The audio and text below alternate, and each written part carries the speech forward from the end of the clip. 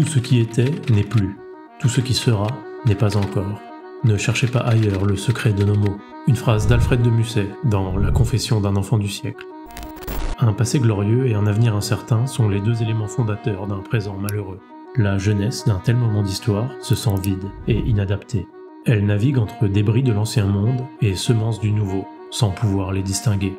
Ces jeunes gens désillusionnés se trouvent coincés dans une époque qui semble s'être arrêtée en gare sur le train de l'histoire. Derrière eux, les vestiges de l'ancien monde, s'agitant encore sur ses ruines. Devant eux, l'aurore d'un immense horizon, les premières clartés de l'avenir. Ils marchent sur une ligne de crête vertigineuse où le moindre faux pas est fatal. L'homme de cet espace-temps transitoire appartient à une génération sacrifiée. Musset en était un. Bercé aux histoires d'effervescence révolutionnaire et d'exaltation de conquête napoléonienne, son présent n'était pas à la hauteur.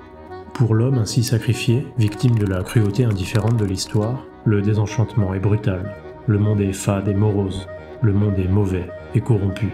Il ne parvient pas à accepter que cette réalité soit tout ce qu'il y a. Mais il est incapable d'imaginer une alternative ou de penser un monde meilleur. Il est privé d'idéal dans une société qui n'a plus aucune illusion. Il est coincé entre deux abîmes, celle du présent qu'il rejette et celle du futur qu'il ne parvient pas à imaginer. Le siècle présent qui sépare le passé de l'avenir, qui n'est ni l'un ni l'autre et qui ressemble à tous deux à la fois, semble aspirer toute la force de vivre. Le jeune sacrifié s'enfonce dans la mélancolie, la nostalgie d'un temps autre, sans vraiment l'identifier, simplement pour fuir ce sentiment d'inadéquation vis-à-vis de son époque. Une époque qui semble avoir usé toute sa faculté de vouloir et d'espérer. Alors il s'enfonce dans le puits protecteur du cynisme et de l'ironie. Il se pare du masque de l'indifférence et cède à ses désirs, pour se noyer dans le divertissement et les plaisirs. Y a-t-il mieux à faire ?